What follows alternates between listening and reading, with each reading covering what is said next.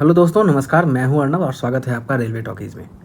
तो दोस्तों, जितने भी सेंट्रल गवर्नमेंट के कर्मचारी हैं एज वेल एज पेंशनर्स हैं, उनके लिए एक बहुत ही बड़ी गुड न्यूज़ निकल के आ रही है यहाँ पे। जैसा कि दोस्तों हम लोगों ने पिछली वीडियो में डिस्कस किया था कि 24 अप्रैल से ही आपका जो यूटी एंड स्टेट्स में विजिट स्टार्ट हो रहा है और डिस्कशन स्टार्ट हो जाएंगे ऑन 8 CPC मोमेंडम। मगर यहाँ पे एक अगली अपडेट निकल के आ रही है। ये आप देख सकते हैं यहाँ पे दोस्तों, 10 अप्रैल 2026 का ये लेटर जारी हुआ है 8 सेंट्रल पे कमीशन के ऑफिस से। यहाँ पे दोस्तों इनविटेशन है एप्लीकेशन के लिए फॉर इंगेजिंग ऑफ कंसल्टेंट्स। किस चीज़ के लिए दोस्तों? तो यहाँ पे आप देख सकते हो, The 8th CPC has been constituted to make recommendation related to emolument structures of different categories of officers, employees and pensioners। यहाँ पेंशन्स पे भी बात हो रही है। और यहाँ पे जो दोस्तों इनविटेशन किया गया एप्लीकेशन के लिए, यहाँ पे कंसल्टेंट को रिक्रूट किया जा रहा है ऑन कॉन्ट्रैक्चुअल बेसिस। और हमारे जो काम की बात है दोस्तों इस लेटर में, वो यहाँ पे है, आप देख सकते हैं, स्कोप ऑफ वर्क। यहाँ पे जो दोस्तों कंसल्टेंट की भर्ती की जा रही है, ये मैं आपको बता देता हूँ, ये 1 ईयर के लिए है। और अगर चाहे सरकार तो इसको एक्सटेंड भी कर सकती है। इनके इमॉलमेंट्स एंड क्वालिफिकेशन भी आगे दिए हुए हैं। और इनको जो है गवर्नमेंट ऑफ इंडिया के एक्ट के तहत सेक्रेसी मेंटेन करना पड़ेगा। जब तक ये यहाँ काम करेंगे तो कहीं और काम अगर फुल टाइम में है तो नहीं कर पाएंगे। ये सारा चीज़ इस लेटर में लिखा हुआ है। सेक्रेसी से काम करना है, किसी भी डेटा को आउट नहीं करना है। मगर हमारे काम की बात यहाँ पे दोस्तों है स्कोप ऑफ वर्क। क्या क्या होने वाला है, कब से होने वाला है, ये आप मान लीजिए कि एप्लीकेशन अभी इनवाइट हुआ है। ये ओपन इंडेड एप्लीकेशन है, लोग आएंगे, काम करेंगे, फिर हो सकता है दूसरे लोग भी आएँ। तो मान लीजिए कि आपका जैसे कि 24 अप्रैल से डिफरेंट स्टेट यूटीज़ में दौरा स्टार्ट है, तो 1 मंथ के बाद मतलब 24 मई के आसपास हो सकता है यहाँ पे आपको जितने भी टॉप ग्रेड ऑफिसर्स हैं, टॉप ग्रेड हमारे वहाँ पे जो IAS लेवल के ऑफिसर्स होंगे जो बैठेंगे वहाँ पे, डिफरेंट जो ढांचा तैयार किया जाएगा 8 CPC का, उनको मदद करने के लिए जो एक कंसल्टेंट आएंगे। उनका काम जो है कुल मिला के सारे ही जो बैठेंगे उनका काम क्या रहेगा, आप देख सकते हो कि एनालिसिस ऑफ सैलरीज, पे स्ट्रक्चर्स, अलाउंसेस एंड पेंशंस। मतलब कि पहले जो बात चल रही थी कि एक साथ पेंशनर्स को रखा जाएगा कि नहीं रखा जाएगा, वो सब कुछ नहीं है। यहाँ पे सीधा सीधा सारा चीज़ समझ में आ रहा है कि आपकी सैलरी जो कि एग्जिस्टिंग है एज वेल एज पेंशनर्स, सारे को लेके ही एक साथ बात की जाएगी एज पर TOR, term of reference. Review of existing emolument structure की बात जहाँ पे आती है दोस्तों, तो वो मैं आने वाले वीडियो में डिस्कस करूँगा, जो कि अलाउंसेज को लेके रहेंगे। जैसे कि आप जानते हो 7 CPC और 6 CPC का जैसे था, तो 6 CPC में मोर देन 150+ अलाउंसेज थे, 7 CPC में आके 50+ हो गए। कुछ मर्ज हो गए, कुछ एबोलिश हो गए, ठीक है। तो हो सकता है वैसा कुछ यहाँ भी आपको देखने को मिल सकता है 7 to 8 CPC जाने में।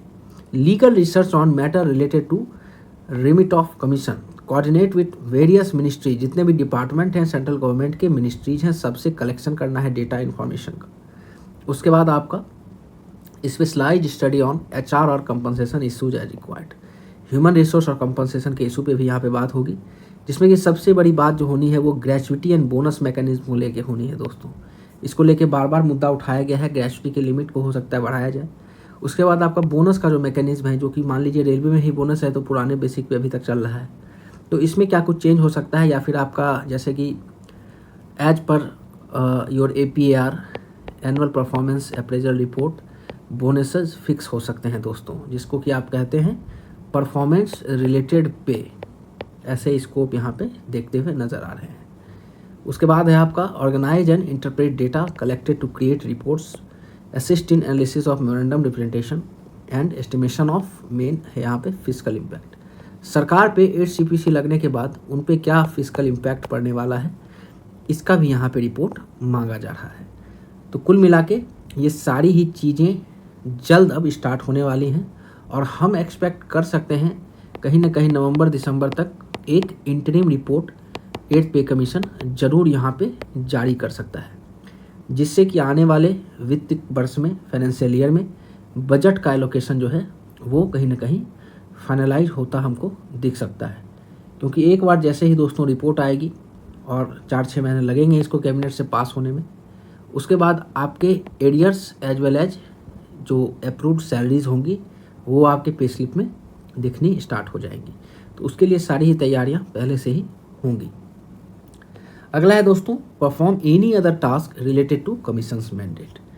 अगर इन कंसल्टेंट की कैटेगरी की बात कर लें तो the required consultants should bear 10+ years of experience for senior post.